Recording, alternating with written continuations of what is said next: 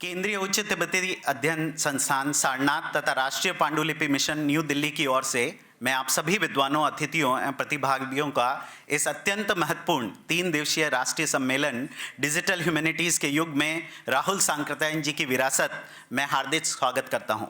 We begin this journey together of thought, reflection and rediscovery anchored in the wisdom of Mahapandit Rahul Sankrityayan, whose timeless contribution are our guided light. अब मैं हमारे सभी विशिष्ट अतिथियों से विनम्र अनुरोध करता हूं कि कृपया आप पधारें एवं दीप प्रज्वलन कर इस शुभारंभ को अलंकृत करें।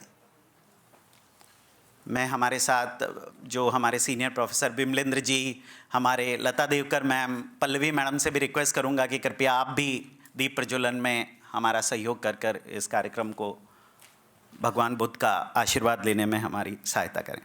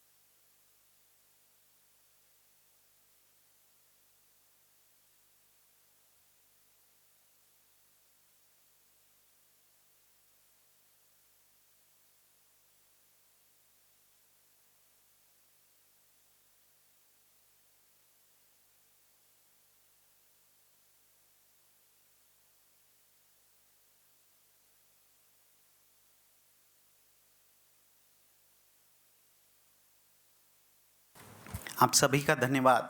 दीप प्रज्वलन के उपरांत हम संस्कृत एवं तिब्बती मंगलाचरण के साथ इस शुभ अवसर की आध्यात्मिक शुरुआत करेंगे। मैं हमारे संस्थान के छात्र छात्राओं से निवेदन करता हूं कि कृपया संस्कृत मंगलाचरण के लिए आगे आएं। बुद्धं त्रैलोक्यनाथं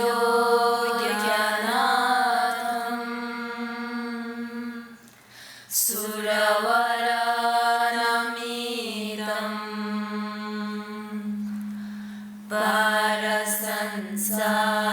परसंसारतीर्णं धीरं गाम्भीर्यवन्तं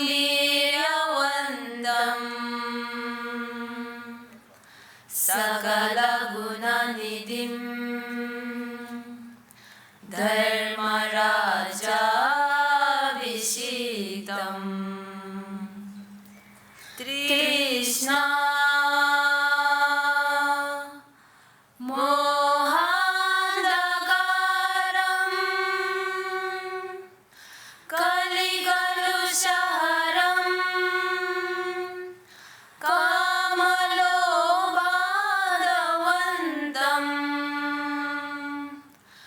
तं वन्दे शार्ङ्गसिंहं प्रणमितशिरसा सर्वकालं नमामि, सर्वकालं नमामि। वन्दे श्रीवज्रसत्वं भुवनवरगुरुं सर्वभूतं भवन्तं नानारूपं जिनेन्द्रं तिमिरवयहरं निर्मितं मेरुशान्तं धर्माधारं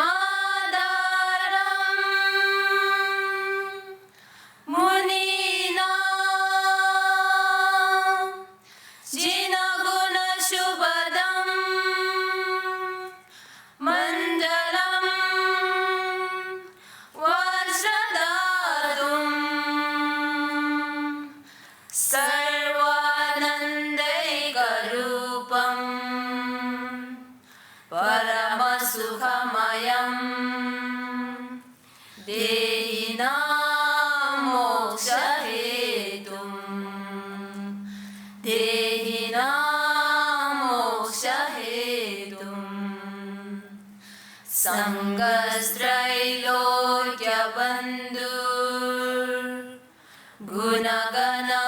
सङ्गस्त्रैलोक्यबन्धुर्गुणगणानिलायो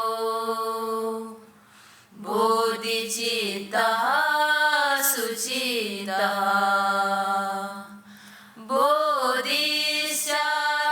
बोधिश्चानन्दसिद्धो विजितकलिमलो हेरुको नीलदण्डा बुद्धा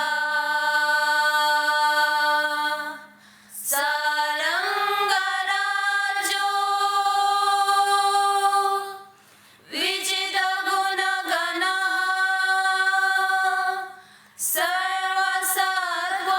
सर्वसत्त्वानुकम्पी तुष्टः सर्वार्थसिद्धिं ददतु समरसा मङ्गलं बोधिसत्त्वा मङ्गलं बोधिसत्त्वा।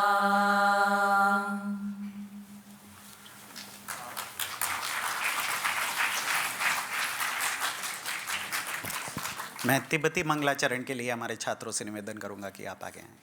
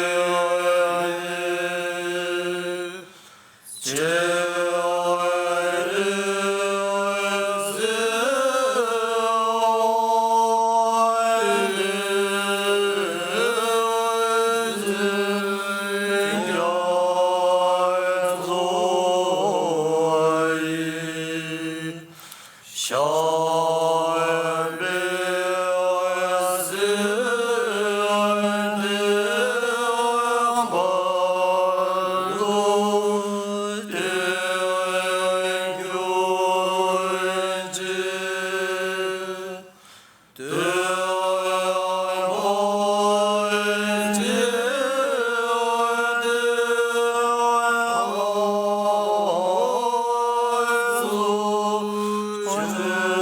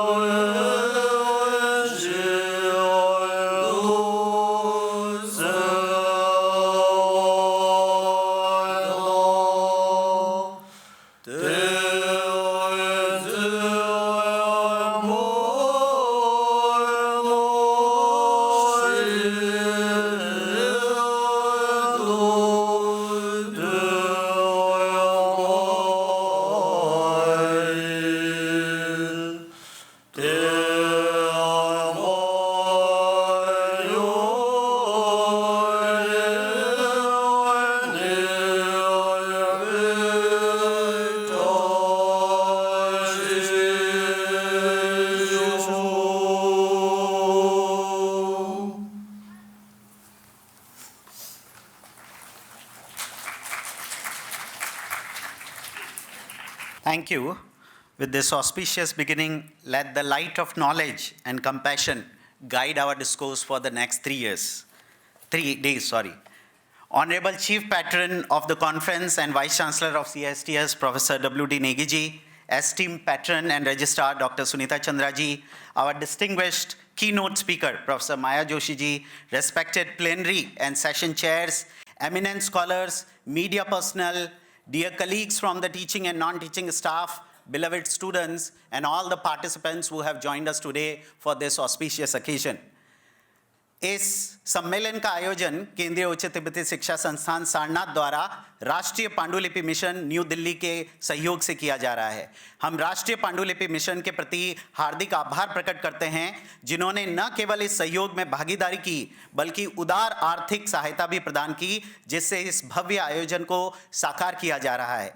भारत सरकार के संस्कृति मंत्रालय को भी हम विशेष धन्यवाद देते हैं, जिनके सतत सहयोग और प्रोत्साहन के बिना यह आयोजन शायद संभव नहीं हो पाता। हमारे लिए गर्व की बात है कि मंत्रालय की ओर से सुश्री रंजना चोपड़ा जी, अतिरिक्त सचिव एवं वित्तीय सलाहकार, संस्कृति मंत्रालय, भारत सरकार, 26 मार्च को समापन सत्र में मुख्य अतिथि के रूप में सम्मिलित होगी।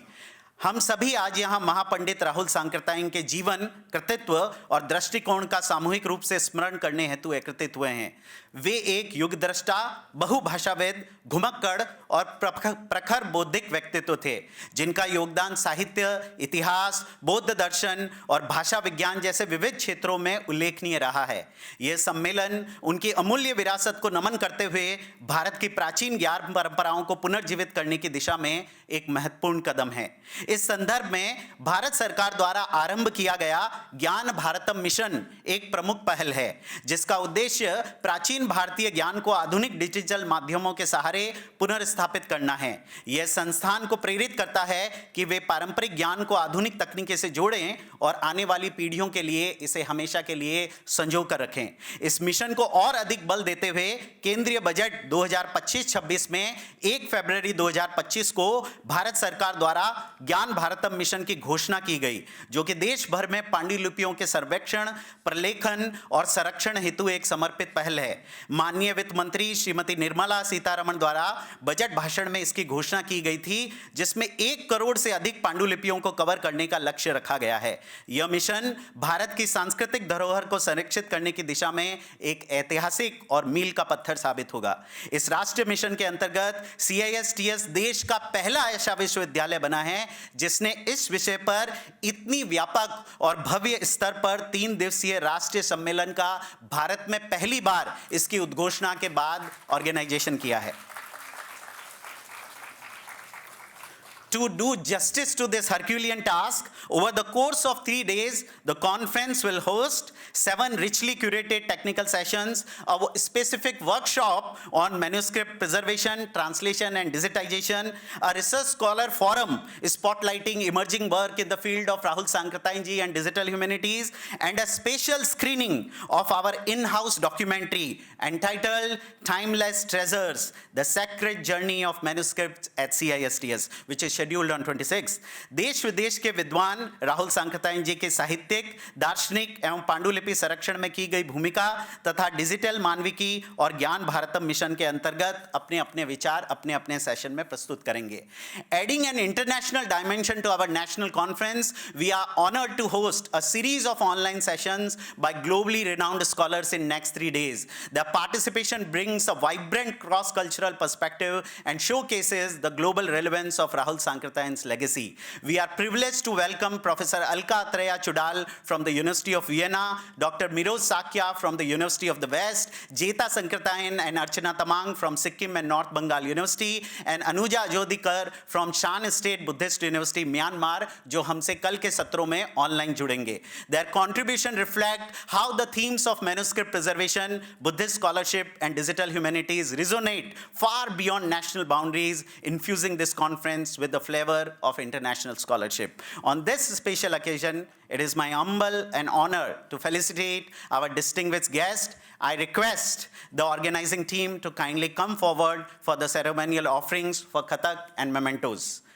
I would request our Honorable Vice Chancellor and Registrar Ma'am to felicitate Professor Maya Joshi ji, our keynote speaker, whose intellectual contributions to the study of Indian literature and thought have been deeply inspiring for all of us. Let's put a huge round of applause for Professor Maya Joshi.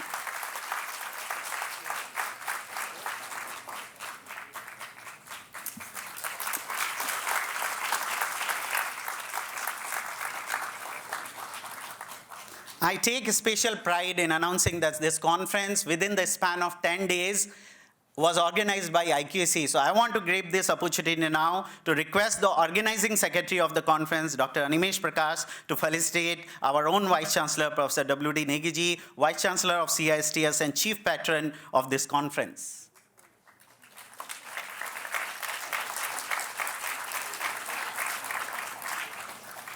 As another young joinee, I would request the member secretary of IQAC and another organizing secretary, Dr. Jasmeet Gill, to felicitate our own beloved Dr. Sunita Chandra, registrar of CISTS and patron of the conference, for her constant support in making this event a reality. Welcome, ma'am.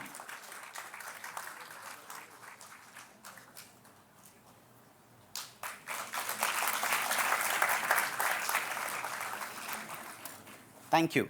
We express our heartfelt gratitude to each of them for gracing us with this presence today. I would also like to extend a warm welcome to all the chairs, session chairs and speakers, including Professor Vimlendra Kumar ji, who has joined us from BHU, Professor Lata Mahesh Devkar ji, Dr. Pallavi Yogesh Jambale ji, Mr. Pushparaj ji, Dr. Rajesh Kumar Mishra ji, Dr. Santosh Mishra ji, Professor Ram Sudhar Singh ji, Professor Madhumita Chattopadhyay ji, Dr. Praveen Patel ji, Professor Avdesh Pradhan ji, Professor Pema Tenjin ji, Dr. Sunita Chandra ji, जो भी एक session को chair कर रही हैं, Professor Jampa Samten ji, Shri R K Mishra ji, doctor Lhakpa Tsering ji, doctor Dorje Damdul ji, Shri Thille Ram Shastri ji, doctor Lobsang Dorje ji, doctor Indradeep Mastan ji, जो हमें IIT BHU से एक स्पेशल लेक्चर डिजिटल ह्यूमैनिटीज पे देने के लिए ज्वाइन करेंगे, and other dignitaries whose presence adds immense value to our deliberations. Beside this, Professor Anirban Das, Director NNM, Shri Abhijit Haldar ji, DG IBC, Professor Bihari Lal Sharma ji, Honorable Vice Chancellor Sampurnanand Sanskrit Vishwavidyalay, Ms. Ranjana Chopra ji, Additional Secretary and Financial Advisor, Ministry of Culture, will be joining us in next 2 days to ensure that this conference gets the kind of reality we has envisioned at the beginning. हमें ये साझा करते हुए अत्यंत प्रसन्नता हो रही है कि इस सम्मेलन में हमें देश भर से 42 एब्स्ट्रैक्ट प्राप्त हुए 10 दिनों के अंतर, जिसमें से 31 का चयन प्रस्तुति हेतु किया गया। दिल्ली, वाराणसी, पुणे, गया, भदोही, सिक्किम, ग्यालसिंग सहित अनेक संस्थानों एवं विश्वविद्यालयों से प्रतिभागी सम्मिलित हुए हैं। प्रतिभागी संस्थानों में बनारस हिंदू विश्वविद्यालय, जादवपुर विश्वविद्यालय, सोमैया धर्म अध्ययन संस्थान, वियना विश्वविद्यालय, यूनिवर्सिटी ऑफ द वेस्ट, शान स्टेट बौद्ध विश्वविद्यालय आदि शामिल हैं। केवल 2 दिनों में 140 प्रतिभागियों का पंजीकरण इस विषय की प्रासंगिकता और विद्वानों की गहरी रुचि को दर्शाता है। और अभी मुझे मेरी ऑर्गेनाइजिंग कमेटी से बताया गया कि ऑन स्पॉट रजिस्ट्रेशन के लिए भी हमारे पास इन 40 के अलावा 60 ऑन स्पॉट रजिस्ट्रेशन यानी 200 ऑन रिकॉर्ड रजिस्ट्रेशन हुए। उसके लिए मैं हमारे सारे रजिस्टर्ड पार्टिसिपेंट्स का तहे दिल से शुक्रिया और अभिनंदन करना चाहूँगा। Before we begin the session now, I would like to briefly outline a few very important guidelines. As you know that we have got the funding for Ministry of Culture. There are a lot of documentation required which we will have to submit. So I will put these important guidelines for the smooth and respectful conduct of this conference. All sessions are plenary in nature. There are no parallel sessions, ensuring that each speaker receives the attention and engagement they deserve. Each speaker has been allotted 40 minutes for their talk, followed by 15 minutes discussion session. A bell will ring 5 minutes before the end of the speaking time to gently remind the speakers to wrap up. We kindly urge all participants and presenters to adhere strictly to these time limits as a mark of respect for each other's contributions and to maintain the flow of the schedule. दो और important चीज़ें हमें करनी है कि आप में से जितने भी रजिस्टर्ड पार्टिसिपेंट्स हैं उनकी अटेंडेंस शीट के साथ हमें data per day ministry of culture के पोर्टल पे अपलोड करना होगा, तो आप सब लोगों के बीच में टाइम टू टाइम हर सेशन में एक अटेंडेंस सीट सर्कुलेट की जाएगी। सो आप सभी लोगों से, रजिस्टर्ड पार्टिसिपेंट से रिक्वेस्ट है कि आप सभी सेशंस में प्रेजेंट रहें और कृपया करके उस शीट में रेगुलरली आप अपनी अटेंडेंस को दर्ज करें। आइए हम महापंडित राहुल सांकृत्यायन जी की प्रेरणा और ज्ञान भारतम मिशन की भावना से प्रेरित होकर इस अभूतपूर्व संस्थान के इस बौद्धिक यात्रा की शुरुआत करते हैं। जय Hind, ताशीदेले। Now for the next speech, we are honored to now welcome our keynote speaker, Professor Maya Joshi from Lady Shri Ram College for Women, New Delhi. A scholar of remarkable depth and interdisciplinary insight, she will speak on A Seeking Mind, the polymathic explorations of Mahapandit Rahul Sankrattayan ji. Welcome, ma'am. Thank you so much for that energetic and energizing inaugural address. Thank you to the institution, to the Vice Chancellor, Negi ji, to Sunita ji, the registrar, to Mahesh ji, of course, the organizer, the National Commission, Mission for Manuscripts, and everybody else who's been working behind the scenes quietly to make this remarkable event possible. I'm very honored to be here, especially to be delivering this keynote address. And I hope I'm able to share some of the excitement that Rahul ji has brought into my own life, intellectual curiosity and seeking. And that's why I call my talk A Seeking Mind. He is the project I've been working on for about 20 years, but there is a history to this, and I hope to be able to convey some of that. So, without further ado, let me go on then. I call it A Seeking Mind, the polymathic explorations of Mahapandit Rahul Sankrattayan. Polymath suggests somebody who has multiple interests and expertise in many fields. So he's an interdisciplinary scholar. And the 3 days of a feast that is laid out for us indicates the nature of that interdisciplinarity. I'd like to begin with a brief dedication to my late father, Professor Lalmani Joshi.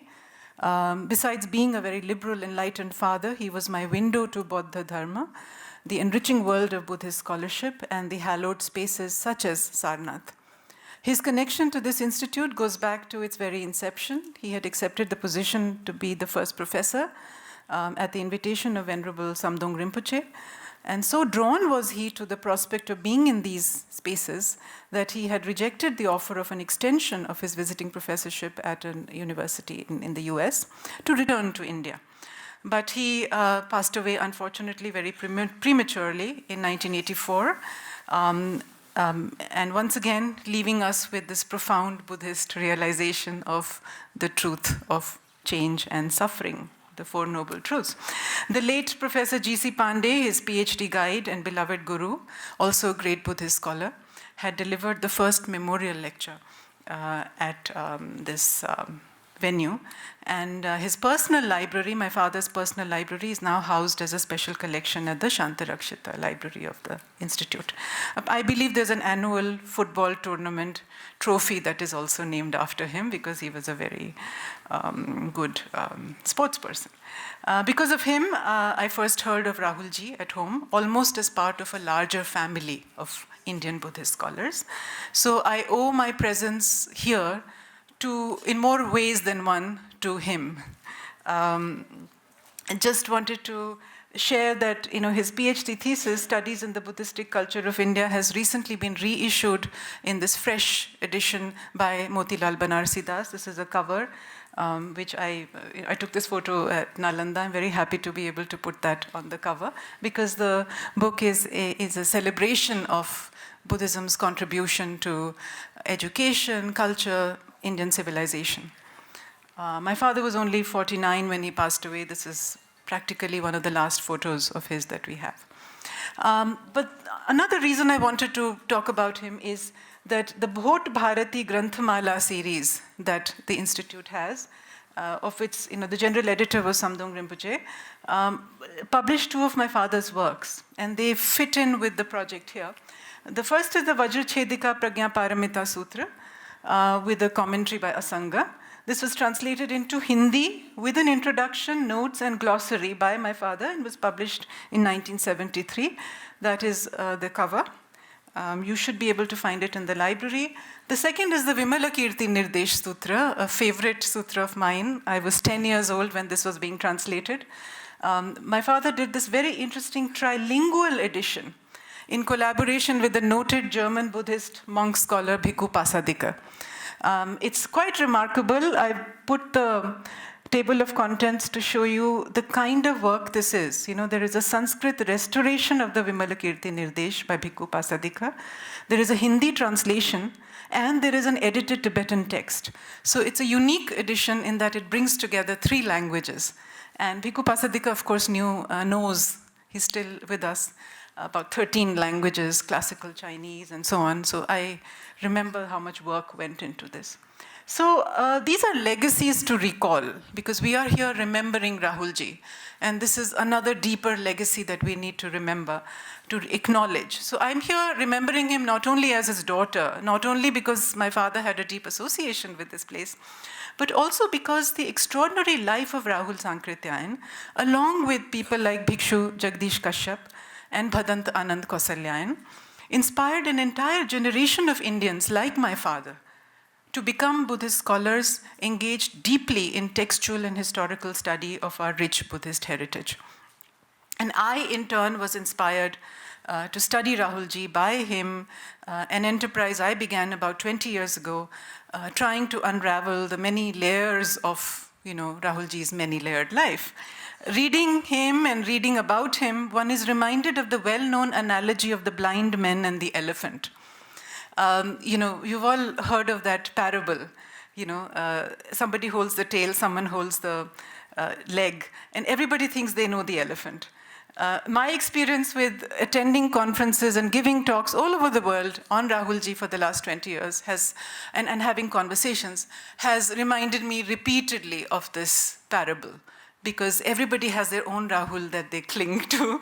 And I hope to bring in my keynote a little bit of a overarching, give you a glimpse into his polymathic persona. It's a multifaceted persona, and I do not hope to be able to do justice to all of it.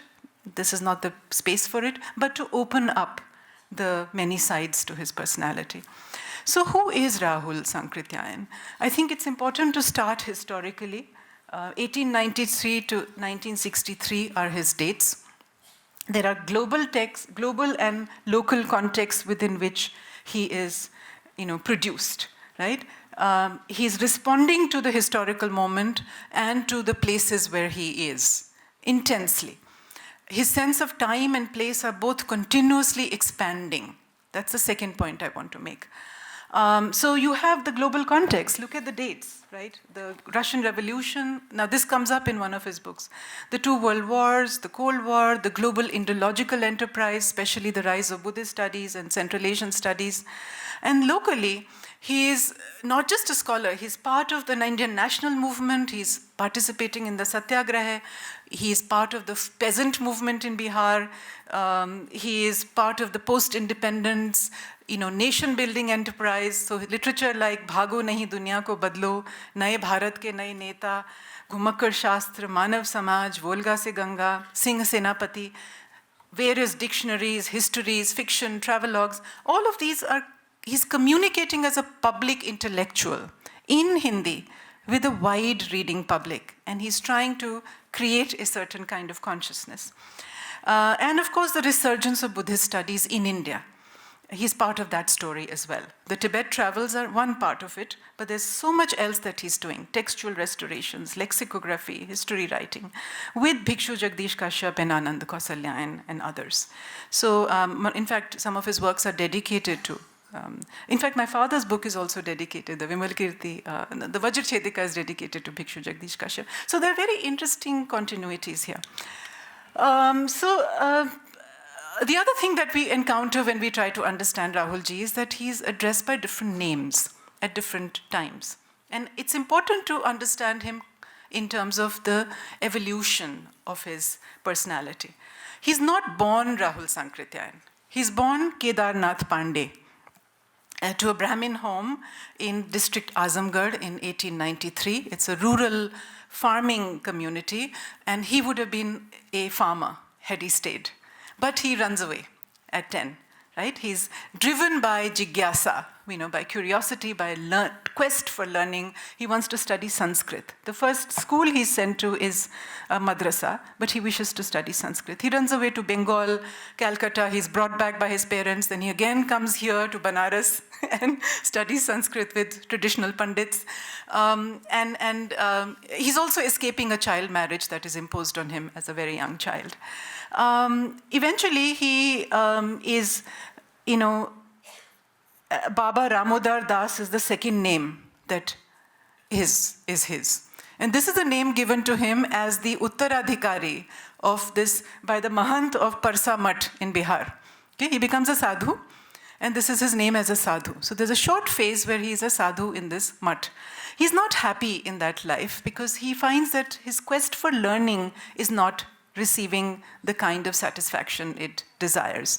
It's a math, it's a landowning feudal enterprise, and his job is to go collect the rent. He doesn't want that. He wants to study.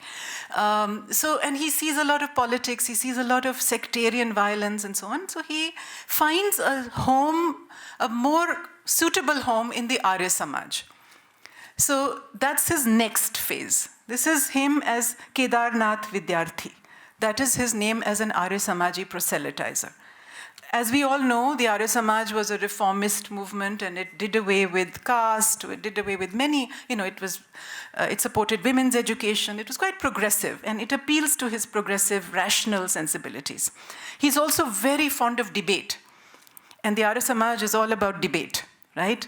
This kind of intellectual engagement with different religions, different philosophies, and sort of critiquing them and convincing the opponents that your view is better. Ironically, it is during this period that he comes into contact with Bodhanand Mahasthavir, and he also comes into contact with Buddhist ideas, because they are the Purva Paksh in some of the debates. And he's always been curious. He's very driven and impressed by the clarity of philosophical concepts, such as the nature of truth, the nature of reality, pratyutya samutpada, momentariness, etc. But he cannot study Buddhism in India. He's guided to go to Sri Lanka. So that's how he becomes Bhikkhu Rahul Sankrityayan in Sri Lanka. That is his ordained name. This is the name he creates. Rahul is, of course, the son of the Buddha. Sankritya is the gotra that his family belonged to, and he creates this, he forges this new name as a bhikshu. So he goes to Kelania, to Vidyalankar Perivena, which is the oldest monastic institution, studies Pali there, becomes a Tripitaka-acharya, and teaches Sanskrit. He's a master in Sanskrit, and he knows several languages by now already. There are about 36 languages that some people have counted as his range. But I want to underscore that though he's deeply grounded in these classical traditions, Sanskrit, Pali, he also knows Farsi and Arabic. He translates the Quran actually also as an Arya Samaji. When he writes his Bhojpuri plays later, they are signed as Rahul Sankirtyan, right, which is an upabranch. And I think that captures the essence of the kind of public intellectual he was. He could traverse both worlds of high-minded classical scholarship and working with the peasantry. And he did not mind if that name got, twisted, shall we say, in Bhojpuri. Because the people who are in these plays are peasants from Bihar. These plays are written for those people. And it'll become clear why. So the many titles that you often, so he's a sadhu, he's a bhikkhu, he's a Tripitaka-acharya, he's Mahapandit, and he's also Comrade Rahul, because later he becomes a communist. Mahapandit is the upadhi that is given to him by Pandits of Banaras in recognition of his service to the Sanskrit language. So these are all the complex identities that he's manifesting. If I were to find a guiding, consistent metaphor in this life of his, it would be in the epigraph to his 4-volume autobiography, Meri Jeevan Yatra. And it is adapted from the Majjhim Nikaya. Most of you would recognize it immediately. The Buddha's advice to his disciples to take the teachings like a raft to carry you across, not as a load to be carried on the head. Right? The teachings are a means. So he says, I have taken ideas as a raft to carry me across, not as a load to be borne on the head. This is Rahul Sankrityayan describing his own life. And that explains the constant shifts in his positions and the growth in his position. This is a translation he writes in Hindi. 90% of his oeuvre is in Hindi, and some in Bhojpuri and Sanskrit and Pali and Tibetan.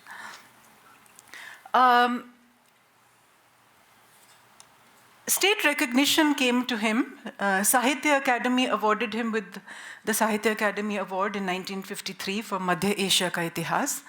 Padma Bhushan in 1963, this is the year of his passing. And posthumously, this commemorative stamp, which I'm sharing with you because, as you can see very clearly, it is memorializing him as, for the very reason why we are here today. You can see the chortan and you can see the mules carrying the loads of manuscripts that he brought back from his 4 epic Tibet journeys. So the stamp is commemorating that aspect of it, although I think there is so much more to him. It's also not a very flattering image of him, as you can see. I mean, this is his face. And so I think, perhaps we need to correct some of these distortions, All right. There are many ways in which he's described. If you go to the Wikipedia page, he's the father of Hindi travel writing. If you go to Patna airport, there'll be some statement of him, by him saying, Hindi Rashtra Bhasha, okay? For others, he's a Tibetologist, right? Buddhist scholar, explorer. He's an inspiration for the Central Asian Studies Department at JNU. This was shared by Professor Devendra Kaushik with me at a conference on Central Asian Studies where I was invited to speak on his contribution to Central Asian Studies. Ironically, they did not study him. They invited a complete outsider like me. He's a champion of the oppressed and the neglected. If you go to Bihar, that's how he is remembered. And these oppressed and neglected could be languages. He's a great champion of vernaculars, of matribhashas, people's histories. He's a co-founder of the Bihar unit of the Communist Party also, part of his, his concern with the oppressed. Fiery freedom fighter, producer of a vast body of prison literature. Most of his great writing is done on the move or in prison. He's not a tenured university professor sitting with a library and research assistants, okay? And for others, he's a cultural nationalist who never really left his Arya Samaj moorings. So these are the many ways in which we think of him. There are other frames that I would suggest. A polyglot, autodidact, polymath. Autodidact, for the younger students who may be a little confused by this term, is somebody who teaches himself, right? He never went to a Western-style modern university, okay? He went only to traditional kinds of institutions. The first one was a madrasa, then it will be Gurukul type situations, or Arya Samaj, or later Vidyalankar Perivena. But he was invited to teach at universities abroad. That is his remarkable achievement. And I believe that perhaps the remarkable range and freedom with which he could move between disciplines is because he was not caught in a disciplinary, straitjacket. He's an organic intellectual, a rooted cosmopolitan, an Indian internationalist. So this is a glimpse of his work, about 160 odd books in this life of 70 years of enormous travel and activism and so on. Just a very, very brief glimpse. His autobiography itself runs into 4 volumes. Then there's travel writing, which includes Ghumakkad Shastra and various travelogues of his many travels. Biographies of everybody from Mahamanav Buddha to Singhala Ghumakkad to Mere Asahayog Ke Sathi, which is about his friends in the non-cooperation movement, numerous leaders, national leaders, religious leaders, and so on. Histories, history of Central Asia particularly, Madhya Asia ka Itihas, Vanda Sahitya, the only book of its kind, and in Hindi. In the 1950s, nobody was thinking about Central Asia. It's become very fashionable today to talk about Central Asia. Look at the vision of this man. Philosophy, there's a book called Darshan Digdarshan, about which I'll talk later. Historical fiction, Volga Se Ganga, Singh Senapati and others. Drama, there are 8 plays written in the Bhojpuri language. Works in linguistics, very interested in the history of languages. He had a great facility for languages, knew about 36. He would learn a language wherever he went. One of his books is Saraha Doha Kosh.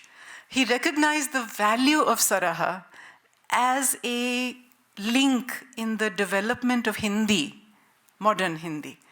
And of course, Saraha is a great siddha in the Tibetan Buddhist tradition. So great interest in folk and vernacular in the upper branch while being a classical scholar. And he's a great translator, and he works on reconstructing various texts, which of course you know more about.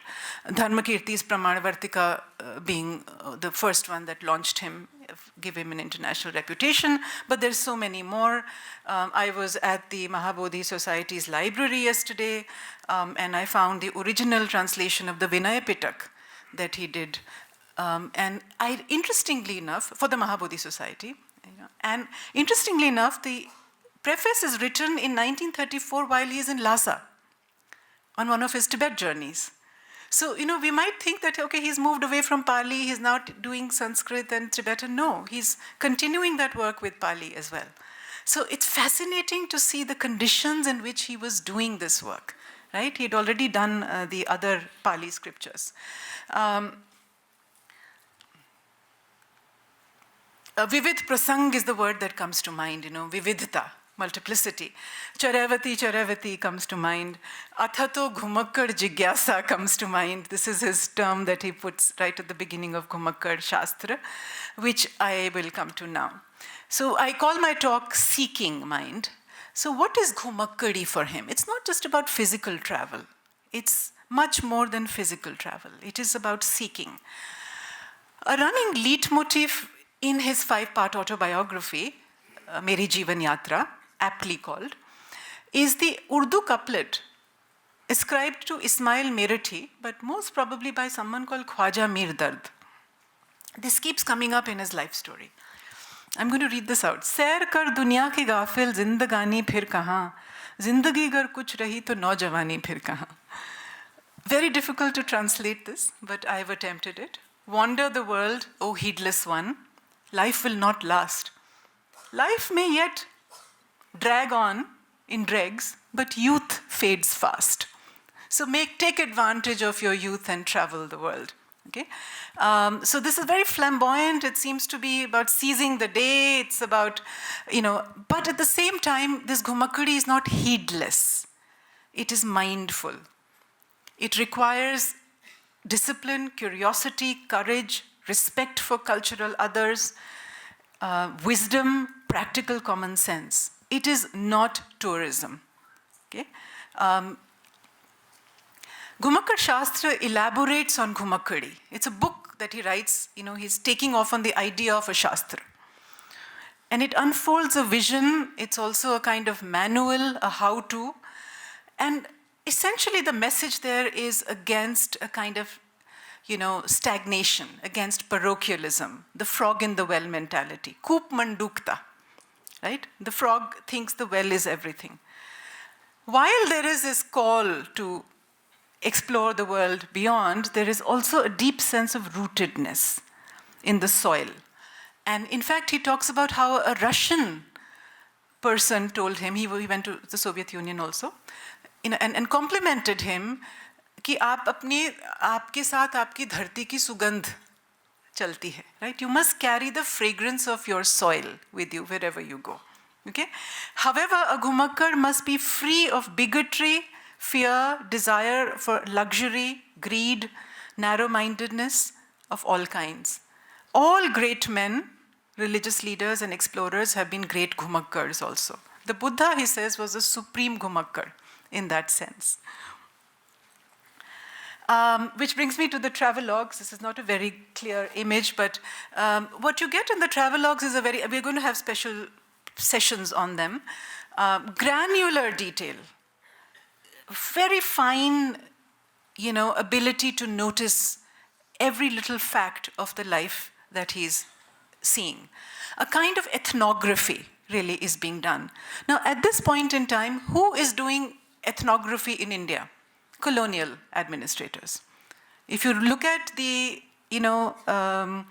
gazetteers, they have a colonizer's vision. Here's an Indian freedom fighter traveling his own country and writing about it. So the vision is of a different kind. There is a different kind of affection, a sense of belonging, a sense of, of sympathy and empathy for the people. He's not seeing it as an administrator, an English administrator, which is the Gazetteer's project. And he travels to some of the most remote regions. There are the 4 journeys to Tibet that everybody knows about. There's travelogues in Japan, China, Burma, Central Asia, Iran, Europe. The remotest Himalayan regions, Sikkim, we will hear about later, but from Jetaji and others. Himachal, Uttarakhand. Which brings me to my land, Uttarakhand. And one of the things I noticed, this is just an example of how fine-grained his hearing is. He can distinguish between the spoken dialect, sub-regional variants within Kumaoni. So the people in Almora and Nainital speak one variation of Kumaoni, and those in Kali Kumaon, near Kali Ganga, which is where we come from, Pithoragarh, speak a different Kumaoni. And he can distinguish that. And he can tell you, about how they're different. And there are innumerable tribes and other communities that he's noticing in that community as he's traveling. So remarkable ability to pick up these languages. Now, another framing device that I have for him is to see his life in terms of a dialectical dynamic between a kind of engagement and a kind of disengagement. He's running away, but he's also very committed. And I juxtapose these 2 books as an example. One is Ghumakkar Shastra, which is saying, run away. Kamlaji told me that parents would write angry letters complaining that their sons had run away from home after reading. My uncle had, I know. He inspired many young women, men and women also. But then he says, bhago nahi duniya ko badlo, right? So you have a responsibility towards the world. But how does he become Rahul Sankrityayan? Let's just retrace through some visuals. This is Vidyalankar Perivena, where he comes as Kedarnath Vidyarthi and leaves as Bhikshu Rahul Sankrityayan. Okay? 1928 to 29. This is after the Arya Samaji phase. He studies Pali here, becomes Tripitakacharya, and he teaches Sanskrit to fund himself. Also, autodidactically, he is acquiring French and German in order to be able to study the work of Orientalist scholarship from Europe. He's teaching himself French and German. This will also help him in his later journeys in Europe in the 30s, where he will meet Sylvain Levy and other Orientalists. And of course, he knew Tibetan, so he could identify the text that he was looking for. This is Vidyalankar Perivena today. I visited in 2017 to see traces of him. I've been studying him for so long. I just wanted to share this image from there because this is the original Heidelberg press that they own. And this is about, since this is a digitization, initiative, we're talking about, technology and modernity and the use of technology for the proliferation of knowledge. So the Vidyalankar Perivena was doing that with Buddhist knowledge back then. Okay, this is his room. This Bhante was showing me that middle section, corner room was his. They have locked it up, but they still do remember him there. And of course, it's there that he decides to go to Tibet because as he's learning Pali, he's also discovering that there is a whole tradition of Buddhism that is beyond the Tripitakas. Right? There is an entire Sanskrit tradition, which we today call the Nalanda tradition. And where has it gone? It has been preserved in Tibet, he learns. So he says, okay, I'll go and get it. Right? And he packs his bags, as it were, and in a completely adventurous mode. with no support initially, with great risk, at great risk to his own life, he makes these Tibet journeys. Gradually, once he brings back important texts, recognition comes and support comes. But initially, he's disguising himself as a mad person. He hides himself. He sort of tags along with the Lama. He does all kinds of things. He's dodging the British police, the Secret Service, because he's an Indian subject in colonial India, right? The Tibetan bandits, who are known to be quite ferocious. There are many threats and risks that he takes to do his journeys. And this is, of course, the 4 epic journeys recounted in Meri Tibbat Yatra, published in 1937. Tibbat mein Sawa Baras is 1929 to 30. Tibbat mein Tisri Bar 1936 and Tibbat mein Chauthi Bar 1938. So this is what we are currently talking about. These are the texts and Pandulipi, the Pothis that he brought back, right? And these are the places that he mentions, right? These are extreme. I cannot go into the details. We don't have the time. I'll just show you some images. These are some images from Tibet. He's still in Bhikshu Vesh. There are there are piles of manuscripts in front of him. It's not a very clear, somehow the image got cut, but these are the texts that he found. So he found texts. He also hand copied some. He photographed them. When he ran out of reel. This is not digital technology yet. Cameras had to have reels. He ran out of them, then he he hand copied texts. And he spent all those years, Sawa Baras, yehi karte rahe wahan.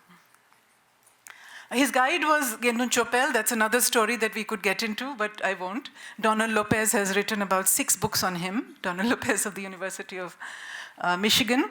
Gendun Chopel was appointed as his guide, and then he came back to India, traveled with him, and has produced a fascinating body of literature. Okay. The Tibetan Sanskrit dictionaries, Tibetan Hindi dictionaries, and Tibet mein Bodh Dharm are some of the relevant publications for this institution, I thought.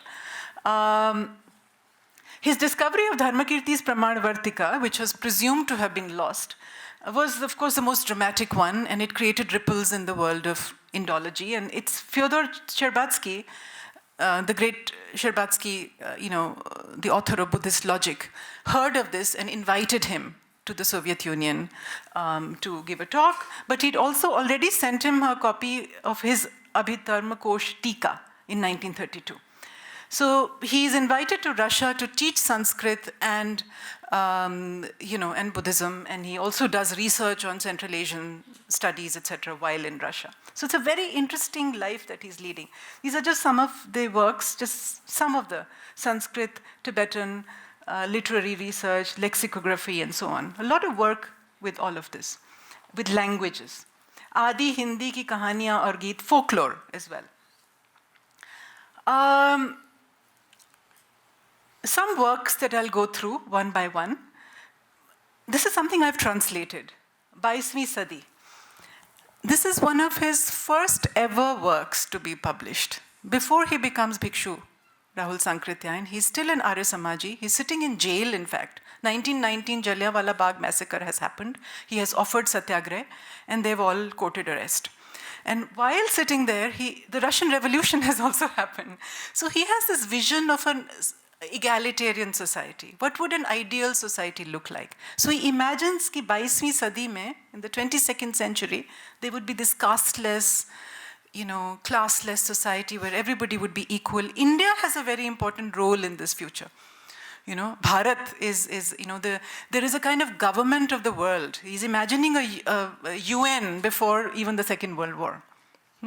And the Indian, an Indian is a prime minister of it, right? And Nalanda, Vikramshila, and Takshila have all been revived as great centers of learning. It's a very secular world, but there's only one religious image that he has in that ideal world, which is an image of a smiling Buddha, which I think is a fascinating thing to think about. This is very early, and ironically enough, it's been published not in anything related to Buddhism, but in a book on South Asian science fiction, because it's considered, he's imagining internet technology, for instance. This is a man without a university education, forget a technical education. It's quite extraordinary. Volga Se Ganga, on which we have a talk, a very fascinating history of 6,000, 8,000 years of human history. Okay? He's imagining the migration of people and the growth of people, and he's telling all these through 20 stories, where you have characters like Nagasena, you have characters like, where real and imagined characters mingle. Okay? And these are the sources. According to Bhadant Anand Kausalyan, these were the sources he was using. Philology, the Rig Veda, Buddha, Arthakatha, Arthashastra, accounts of Greek travelers, Ashwaghosh. Ashwaghosh is a character in this book. He's a young man in love with a Greek woman. Gupta period, archaeological sources, and Winter Nitz and Rhys Davies on Indian history. So fascinating range of scholarship that goes into writing this historical fiction. Darshan Digdarshan is another book, very fat book. It's a sweeping survey of world philosophy. What's important here is that philosophy is seen as a universal human pursuit. And I want to say this because Professor Jay Garfield, who has a deep connection with this institute, has been arguing for the decolonization of philosophy departments in the US today. In that philosophy departments do Western philosophy, and everything, Buddhist philosophy and other philosophies in some Oriental studies or something. It's not recognized as philosophy, right? This book is treating everything at par. It starts with ancient India, ancient Greece, and comes all the way up to Bergson and Jean-Paul Sartre. Okay? Fascinating, the range of it. There is not even an iota of complex about, colonial or decolonial, whatever. It's effortlessly decolonial, right? There's not even a sense of inferiority or a sense of superiority. It's just everything is a human quest for understanding fundamental questions, answering the same questions, which I think is remarkable in its freedom, both from a false sense of superiority or a false imposed sense of inferiority. This is a colonial subject. This is written in 1942 in jail again. Okay? His favorite philosopher is Dharmakirti, the Indian Kant, partly because of the Pramanavartika, discovery. There are, in Darshan Digdarshan, he devotes about 40 pages to Dharmakirti alone. Nagarjuna, for some reason, gets only 8, which I thought was interesting for this audience. Gumakar Shastra, I've already talked about. It's a spirited call to embrace uncertainty, adventure, curiosity. It's a how-to manual. Skills required, manual and mental skills are both required. There is a genealogy that he constructs around the idea of Gumakkadi, a kind of nomadology, which is a very fashionable term in contemporary theory today, French theory, but he's doing it in Hindi back more than half a century ago.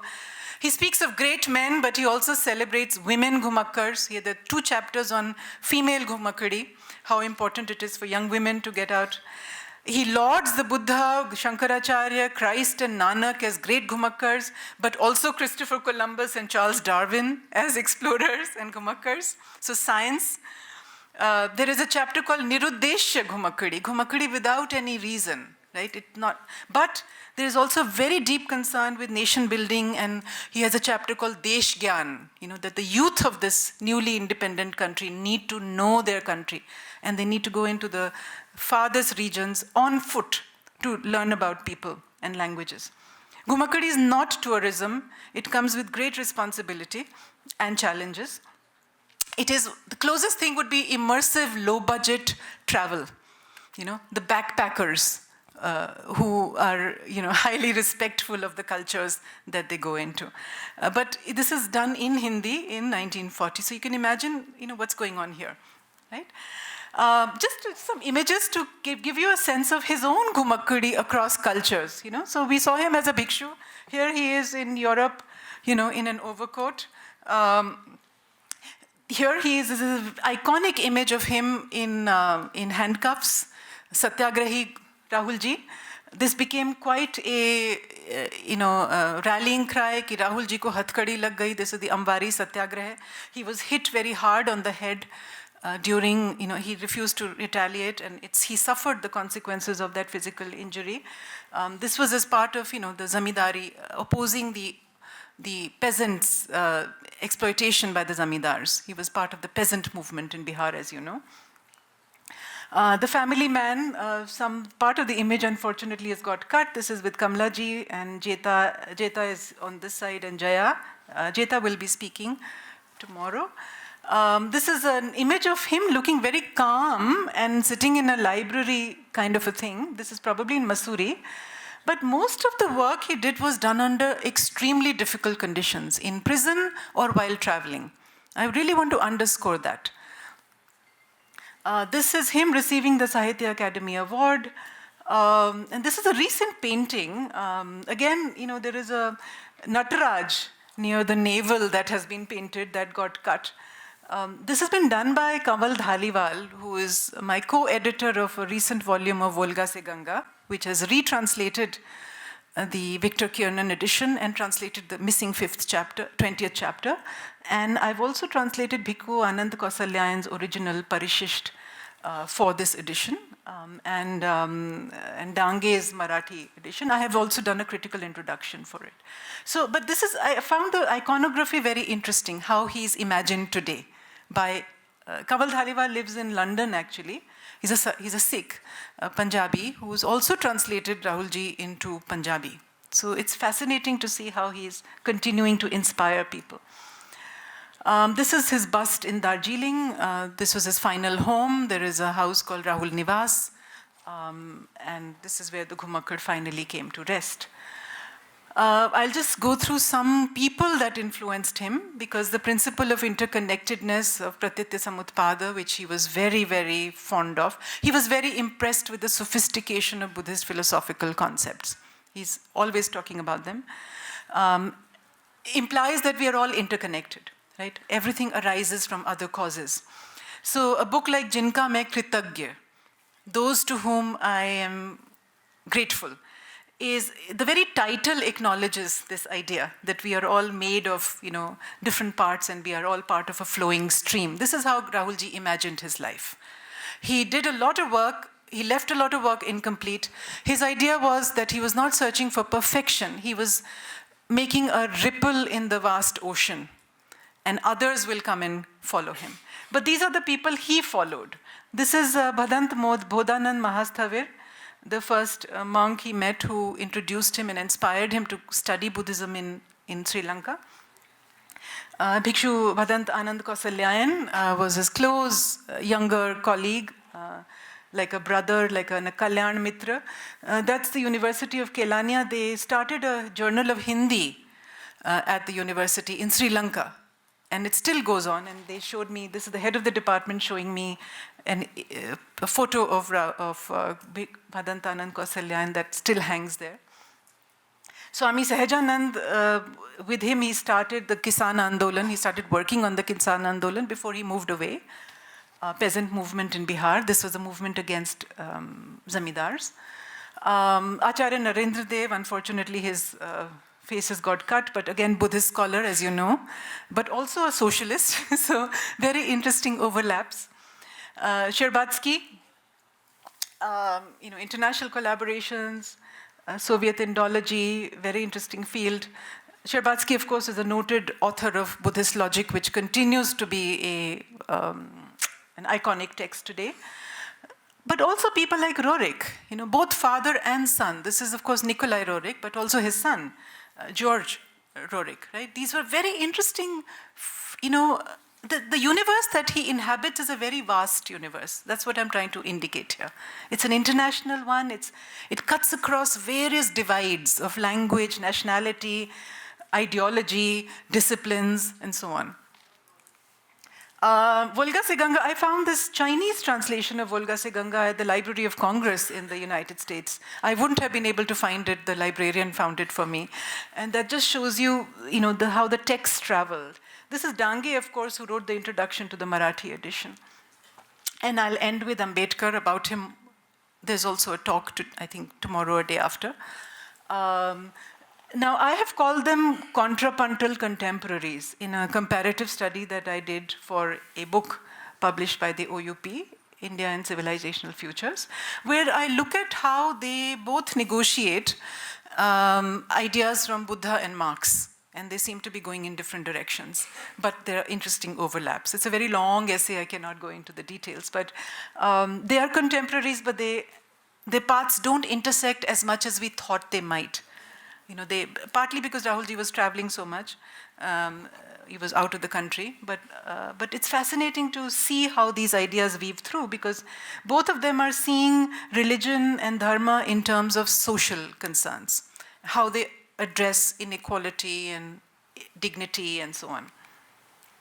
So I will end on this note to remind us again that the seeker that Rahulji is pulled away from all forms of reification and ossification. Right? He's against all forms of rigidity. And this is the profound truth at the heart of the Buddha's message. You know, it's against the idea of rigidity. It's about the openness and fluidity of all experience. So even the dharma is a raft to be used as a means to cross the ocean of samsara, not as a load to be carried on the head. And that is how Rahulji took his life, and he took ideas. It was an intense life, and I think it still continues to inspire us in many ways. It was a life of a karma yogi, of a bodhisattva of sorts in his own way, a very unusual element of bodhisattva. But we know from Vimalakirti Nirdesh Sutra that bodhisattva ideal is itself a very unusual idea. It can take many forms, and it's possible to see him in that framework as well. Although he was very modest about himself. I would like to end there. Thank you for your time. Thank you so much, ma'am, for this, at the beginning, a very personal, nostalgic tone with which you started with your father. We at this university always acknowledge, remember, and always bind with this nostalgia which you were capable to evoke today in this hall. So far as the journey and the trajectory of Rahul Sankrityayanji, which was put in picturesque performance by ma'am's presentation, evoked a lot of images of Rahul Sankrityayanji. And when I was selecting the abstracts, I could see that 30 to 40% of the abstracts which we have received were on Ghumakkad Shastra. So I could see how that book had not only impacted the younger generation, but this generation, and came up with this idea which became very popular maybe in Bollywood, this idea ki masti se chalte raho kind of thing. So when I was associated with this conference, I also thought why not to read some books by Rahulji, because I had long back heard about Ghumakkad Shastra, read some of the thing, but when I started to reread Rahulji's specifically for some of these things, I was encaptured and mesmerized by the kind of colloquial, conversant tone of the language which he has set in the Hindi Sahitya. Like, अरे साहब घुमक्कड़ तो घुमक्कड़ ही होती है, then he'll become apologetic about कि कई लोग मेरी बात से नाराज हो जाएंगे, you know, I want to quote certain names here and there, and the kind of depth. And I absolutely want to acknowledge this, that your keynote address has set a very right, propitious and appropriate platform on which I'm sure in the next 3 days we are going to explore, pull out the threads and kind of to craft a kind of beautiful picture. Hopefully all the deliberations which we are going to go are definitely going to rotate around this keynote, and that's where the keynote address becomes very, very important for all of us. So thank you so much for this beautiful, intensive and thought-provoking lecture, ma'am. Thank you so much. It is now my privilege to invite our Chief Patron and Vice Chancellor of CISTS, Professor W.D. Negi, for the presidential address. Professor Negi has continuously championed the integration of ancient wisdom and contemporary research, and his ideas and insight on Buddhism, of course, is going to add up a new kind of flavor to today's discussion. Welcome, sir. नमो बुद्धाय। आदरणीय भिक्षु संघ तथा मंचासीन आज के की note presenter professor माया जोशी जी, संस्थान के उपकुलपति डॉक्टर सुनीता जी और प्रतिभागीगण तथा संस्थान के वरिष्ठ एवं कनिष्ठ आचार्यगण, प्रिय छात्र एवं छात्राओं, सर्वप्रथम तो मैं हमारे की नोट प्रेजेंटर के पिताश्री, मुझे भी याद है जब मैं उत्तर मध्यमा में पढ़ता था उस समय ये रिम्पोचे जी कह रहे थे कि प्रोफेसर जोशी जी अब आने वाले हैं यहाँ पर शोध एक प्रोफेसर के रूप में गाइड करने के लिए। मुझे बहुत खुशी हुई। फिर तुरंत पता चला कि उनका जो है आकस्मिक निधन हो गया। निश्चित रूप से ये हमारे संस्थान के लिए मैंने सोचा बहुत दुर्भाग्य है। यदि वो रहे होते तो मैं समझता हूँ इस समय इस संस्थान का रूपरेखा जो है कुछ दूसरा ही होता। ये समझे हम लोग दुर्भाग्य रहे हैं। तो इसी सातत्य में मैं आज उनको भी स्मरण करते हुए श्रद्धांजलि अर्पित करने चाहता हूँ। और फिर उसके साथ विशेष रूप से मुझे कुछ कहना नहीं है। प्रोफेसर माया जी ने बहुत विस्तार से राहुल जी के व्यक्तित्व पर, कृतित्व पर जो है विशाल से प्रकाश डाला। अब कोई बचा नहीं मेरे पास।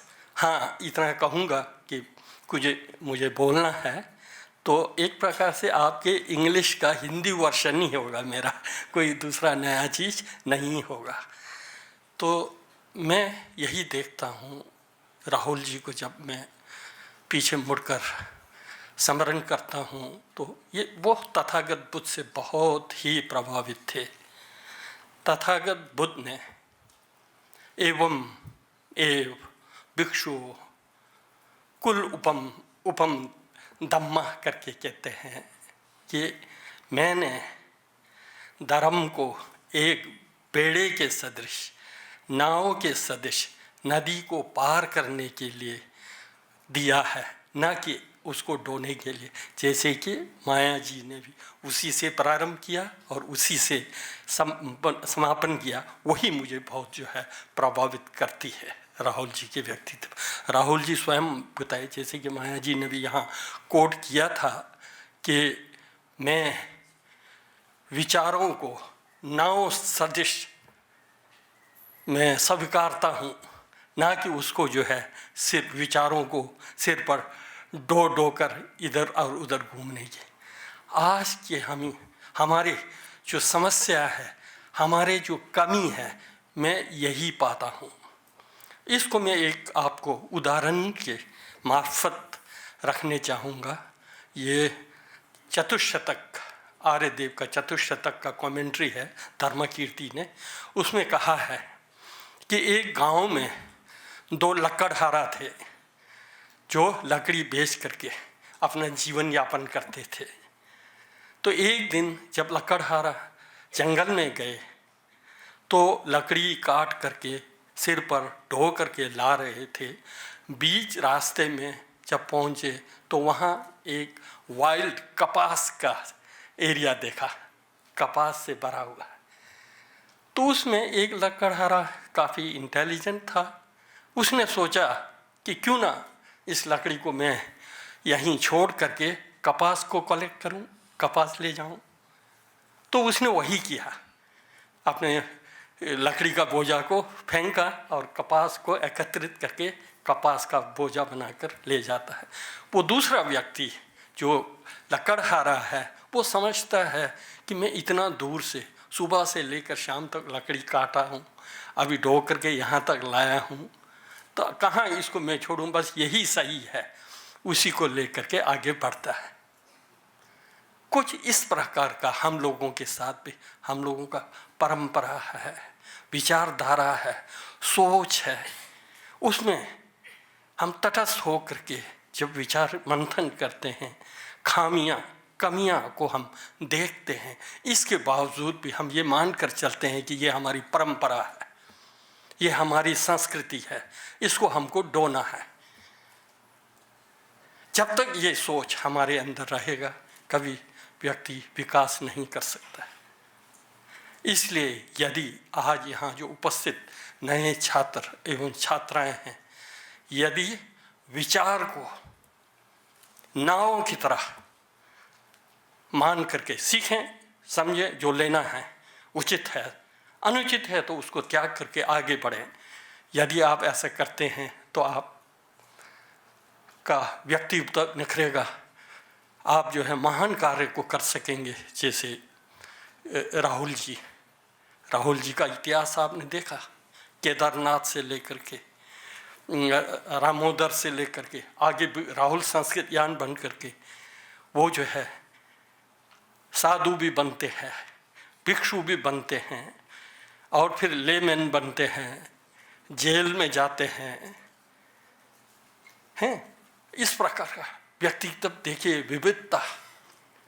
वास्तव में जो आपने कोट किया गालिब वाला, सैर कर दुनिया की काफिल जिंदगी फिर कहाँ, जिंदगी कर कुछ रही तो नौजवानी फिर कहाँ, वास्तव में इसका उन्होंने अनुकरण करा है। राहुल जी ने अपने अल्पकालीन जीवन में उन्होंने 160 से ऊपर ग्रंथों की रचना की। कल्पना कीजिए, उन्होंने इतिहास पर लिखा है, उन्होंने जो है कथा लिखा है, उन्होंने घुमटकर यात्रा, घुमट की दृष्टि से, यात्रा की दृष्टि से तो मैं समझता हूँ कि हिंदी के साहित्य में यात्रा को एक साहित्यिक रूप देने का कार्य जो है राहुल संस्कृत यान जी ने किया है। और राहुल संस्कृत यान जी का कई ग्रंथों को मुझे पढ़ने का अवसर मिला। मैं राहुल जी को बहुत पसंद करता हूँ। वोल्गा से गंगा हो, दर्शन दिग्दर्शन हो, और सेनापति हो या दुखंदा हो, आदि अनेक मैंने साहित्यों को पढ़ा है। और उनके द्वारा रचित कहानियाँ स्टालिन का है, कार्ल मार्क्स का है, माओ सेतुंग का है, आदि आदि जो कहानियाँ उन्होंने जो रचना की है, मुझे बहुत अच्छा लगता है। मैंने उसका अध्ययन किया है। और राहुल का भाषा बहुत सरल, मानिए यात्रा विवरण की तरह लिखते हैं, वो यात्रा का नोट की तरह लिखते हैं, यात्रा नोट की तरह छोटे छोटे शब्दों में बहुत गहराई है। बहुत आसानी से आप जो है उनके भाव को जो है आप समझ सकते हैं। बच्चों को जो है निश्चित रूप से राहुल के जो यात्रा वेरे है जो उसको पढ़ना चाहिए। उससे आप लोग एजुकेशन टूर जाते हैं तो एक बार उसको पढ़ के जाइए। जब एजुकेशन टूर जाएंगे तो कैसे जाना है, कैसे वस्तुओं को देखना है, कैसे लोगों के साथ संपर्क स्थापित करना है, वस्तु का कैसे विश्लेषण होना चाहिए, इन सब चीज़ों को अगर आप राहुल का, उन्होंने 5 वॉल्यूमों में लिखा है, 2 तो उनके होते पब्लिश हुआ था, तीसरा चौथा तो कमला संस्कृत यान ने पब्लिश करा था। उन सब को आपको पढ़ना चाहिए। और छोटे छोटे शब्दों में, जैसे कि तिब्बत के बारे में, तिब्बत में बौद्ध धर्म मुश्किल से 45 पेज भी नहीं होगा, बिल्कुल तिब्बत का इतिहास धर्म का कैसे विकास हुआ, जो 45 पेज में आपको जो है पिक्चर की तरह आपके सामने आएगा। अगर तिब्बती भाषा में आप पढ़ेंगे, मोटे मोटे ग्रंथ पढ़ने पड़ेंगे और कहीं उसमें खो जाएंगे और पकड़ नहीं पाएंगे। लेकिन राहुल जी का जो बौद्ध धर्म का इतिहास जो है तिब्बत पर लिखा, छोटा सा है लेकिन कितना, उसी से आपको पता लगेगा कि राहुल जी का ज्ञान, राहुल जी का जो है एक पैनी दृष्टि जो है क्या था। वहीं मैं किन्नौर का होने के नाते, उन्होंने किन्नर देश पे लिखा है। किन्नौर में भी वो आकर के 2.5-3 महीना रहे थे किन्नौर में, तो उन्होंने किन्नौर पर जो लिखा है, आज किन्नर देश के तरह ऑथेंटिक प्रमाणित कोई दूसरा ग्रंथ मिलता ही नहीं है। इतना सूक्ष्म जिक्र हर गांव का, हर गांव के बारे में लिखते हैं। वह मेरे गांव के बारे में भी लिखते हैं। मेरे गांव में सेब के पौधे कितने हैं, चुल्ली के पेड़ कितने हैं, अखरोट के पेड़ कितने हैं। उस समय गांव का मुखिया कौन था। हमारे गांव जो एक आज से लगभग 70-80 साल पहले उजड़ा था, तो उसके बाद नया जगह पर जो है स्थापित हो, वो सब उसमें मिलता है। वो अगर मैं अपने गांव में पूछता भी हूँ तो उनको भी पता नहीं है कि किसी समय में जो है हमारा गांव उजड़ा भी था और हम यहाँ शिफ्ट हुए, ये जानकारी नहीं। और भाषा पर देखिए इतना पकड़ है, उन्होंने किन्नौरी भाषाओं के एक करके, उसमें टिबेटन कितना है, जंगजुंगी भाषा कितना है, संस्कृत कितना है, हिंदी कितना है, क्या है, वो चार्ट बना के रखा हुआ है वो किन्नर देश पर। तो उनका मस्तिष्क जो है, दिमाग जो ऐसा लगता है कि एक प्रकार से वो फोटो मशीन की तरह है, एक देखा तो बस सब आ गया। नहीं तो संभव भी कैसे हो सकता है, आप कल्पना कीजिए ना, 40 भाषाओं को वो जानते थे। पाली के संबंध में देखिए, आपने कहा श्रीलंका में 2-3 साल रहे, तो वहाँ पर उन्होंने पूरा पाली साहित्य को पढ़ा, त्रिपिटकाचार्य हो जाते हैं। ये किसकी बस की बात होगी? हम यहाँ पर 8-9 साल पाली पढ़ते हैं, शायद एक सेंटेंस अनुवाद करना 12 बज जाता है, नहीं? तो इसलिए जो है शायद राहुल संस्कृत ज्ञान जी तिब्बत में होते तो हम उनको तो बोधिसत्व बोलते। निश्चित रूप से वो बोधिसत्व सदस्य थे जो उन्होंने काम किया है, महान महान काम उन्होंने किया है। उनसे हमको जो है प्रेरणा लेनी चाहिए। एक ग्रंथ मैं और आपको सजेस्ट करूँगा, पुरातत्व निबंधावली। सभी छात्रों को जो है पुरातत्व निबंधावली को पढ़ना चाहिए। उन्होंने जो है पुरातत्व निबंधावली में तथागत बुद्ध ने अपने जीवन काल में 45 वर्षावास किया था, वो कहाँ कहाँ किया, पाली के सोर से निकाल करके चार्ट बना के रखा है, कहाँ कहाँ। आज उसकी आवश्यकता है भारत सरकार को भी। 45 जो जगह पर उन्होंने वर्षावास किया था उसकी खोज करनी चाहिए। यदि वहाँ पर जो है वर्षावास का बिहार के रूप में अगर गवर्नमेंट ऑफ इंडिया स्थापित करेगी तो देश दुनिया से लोग आकर के वर्षावास करना प्रारंभ करेंगे। सरकार चाहती है कि बौद्ध धर्म या पर्यटन का जो है अगर विकास हो तो उसमें ये महत्वपूर्ण है। 45 साल जहाँ बुद्ध ने वर्षावास किया था उसको आइडेंटिफाई किया, वो जो है राहुल जी ने करके रखा। वैशाली पर देखिए, श्रावस्ती पर देखिए, कितना डिटेल से उन्होंने जो है व्याख्या किया है, कैसे मौर्य काल में ईंट होती थी, फिर कैसे अशोक के समय में, फिर आगे बढ़कर ईंट का शेप में, ऊंचाई में, है ना, बड़ा विस्तार से इतना सुंदर ढंग से वर्णन उन्होंने कहा है। छोटी सी किताब है तो उसको हमको पढ़ना चाहिए। और उसी प्रकार अभिधर्म कोश में जो योजन की बातें हैं वो जो है आधुनिक किलोमीटर में कैसे उसको जो है स्थापित किया जाए उसका डिटेल से जो है राहुल जी ने जो है अपने पुरातत्व निबंधावली वेरे में लिखा। और वहीं पर एक लास्ट में मैं बड़ा आश्चर्य होता हूँ, लास्ट में उन्होंने जो है तिब्बत के थंगा पर लिखा है। तिब्बत के थंगा पर जो लिखा है, थंगा कैसे रेखा खींचा जा सकता है, कलर कितने प्रकार के हैं, तिब्बत में कहाँ कहाँ मिलता था, बड़ा डिटेल से, मुश्किल से 12 पेज भी नहीं है वो आर्टिकल जो है, 12 पेज का भी नहीं है, लेकिन उससे जो आपको पूरा तिब्बत का जो है थंगा का जो है बैकग्राउंड जो है आपके सामने पिक्चर की तरह जो है स्पष्ट करती है। तो ऐसे महान थे, क्या कहूँ उन पर राहुल संस्कृत ने। वास्तव में मेरे लिए तो वो बोधिसत्व हैं, लेकिन दुख की बात है जितना उनको जो है सम्मान देने की आवश्यकता थी, यद्यपि ठीक है अकादमी साहित्य का पुरस्कार मिला, पद्म भूषण उनको मिला, वो भी उस समय 1960 के, जबकि भारतवर्ष में कई दिग्गज हिंदी के थे, तो इसके बावजूद भी उनको जो है इस प्रकार का पुरस्कार मिलना अपने में महत्वपूर्ण तो है ही है। लेकिन आज भी उनसे संबंधित संस्कृत ज्ञान के संबंधित साहित्य अकादमी का अगर स्थापना होती है, उस पर अगर कार्य होती है, तो उनका जो है, क्योंकि देश दुनिया में उन्होंने भ्रमण किया था, पूरा एशिया महाद्वीप में उन्होंने भ्रमण किया था और वहाँ की वास्तविकता को उन्होंने समझा था। कैसे चाइनीज़ लोग कैसे सोचते हैं, ईरान के लोग कैसे सोचते हैं, रशियन लोग कैसे सोचते हैं, है ना, श्रीलंका और बर्मा के लोग की मेंटलिटी क्या है, सोच क्या है, संस्कृति क्या है, उनका लगाव जो है हमारे देश के प्रति क्या है, ये सब चीज़ें जो है आपको उनके साहित्य में अगर पढ़ेंगे तो बहुत कुछ मिल सकता है। एक प्रकार से विदेश नीति अगर बनाना है तो राहुल जी के गुम्मक्कड़ शास्त्र को पढ़ करके हमारे नीति निर्धारकों को भी सोचना चाहिए कि भविष्य जो है कैसे, अगर आप अपने नेबरिंग कंट्री से जो है आत्मीयता रखने चाहते हैं तो क्या संभावना है, इस पर भी विचार होना चाहिए, ऐसा जैसा मेरे को लगता है। तो जो भी हो, अब इन्हीं शब्दों के साथ जो भी बहुत विस्तार से आपने कहा, अब मेरे पास कहने लायक कुछ नहीं है। गुम्मक्कड़ जीवन जीना है तथागत बुद्ध की तरह।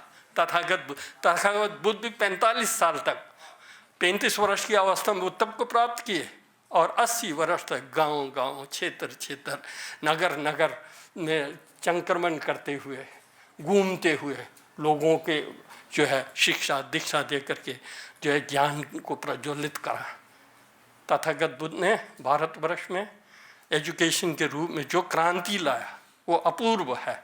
उसी का अनुकरण करते हुए मैं समझता हूँ राहुल जी ने भी किया है। हम लोगों को भी उससे लेसन ले करके छोटे छोटे स्वार्थों में निहित ना हो करके इस दुर्लभ मानव जीवन को जो है एक प्रकार से मीनिंगफुल बनाना चाहिए, कुछ छोड़ करके जाना चाहिए। हाँ, एक ग्रंथ में मैंने ये देखा था, राहुल जी के ग्रंथ में वो कहते हैं, वो लिखते हैं कि कभी कभी नया विचार, नया सोच, आप चाय पीते होते हैं, खाते होते हैं, टहलते होते हैं, यहाँ तक कि नींद में भी अगर अच्छा विचार आया हो तुरंत नींद से जागने पर उसको उतार देना चाहिए, नोट कर लेना चाहिए करके लिखा है उन्होंने। विचार कभी भी आ सकती है ना, उस विचार को तुरंत उतार दीजिए, नहीं तो आप भूल जाएंगे। वो विचार जो है समाज के हित में होगा, हम तो नहीं रहेंगे, लेकिन वो विचार, वो सोच अगर आप समाज को छोड़ करके जाएंगे तो कई लोगों का हित करेंगे, कई लोगों का जो है कल्याण आप करेंगे। इसलिए विचार जब भी आती है, मैं विशेषकर छात्रों से यही कहूँगा, नया विचार जब भी, हितकारी विचार, समाज के, बुरा विचार नहीं, बुरा विचार को मान लीजिए, उसकी आवश्यकता नहीं है, बहुत बड़ा है दुनिया में। तो अच्छे विचार जो आएंगे उसको तुरंत आप जो है नोट करिए और फिर जो है समाज को छोड़कर जाइए। आज जहाँ हम पहुँचे हैं, ये सब लोगों ने अपने अपने विचारों को लिखा है ना, इसलिए जो है क्रमश आज तक पहुँचा है ना। इसलिए उसमें हम लोगों को भी अपना थोड़ा बहुत योगदान होना चाहिए, करना चाहिए। तो ऐसा कीजिएगा। अगर हम लोग ऐसा करते हैं तो मैं समझता हूँ राहुल सांस्कृतियान जी के कृति और व्यक्तित्व पर जो सेमिनार करके उसका जो है कुछ सार्थकता सिद्ध होगी। इन्हीं शब्दों के साथ आयोजकों ने बहुत सुंदर व्यवस्था करा है और आगे आने वाले 3 दिन में निश्चित रूप से राहुल जी पर और पांडुलिपि पर बहुत सारे ज्ञान आपको अर्जन होगा। तो रेगुलर एक मन होकर के आइए, सुनिए। तो फिर इन्हीं शब्दों के साथ पुनः मैं त्रिदिवसीय जो आयोजन है इसकी सफलता के लिए तथागत बुद्ध से प्रार्थना करता हूँ। धन्यवाद।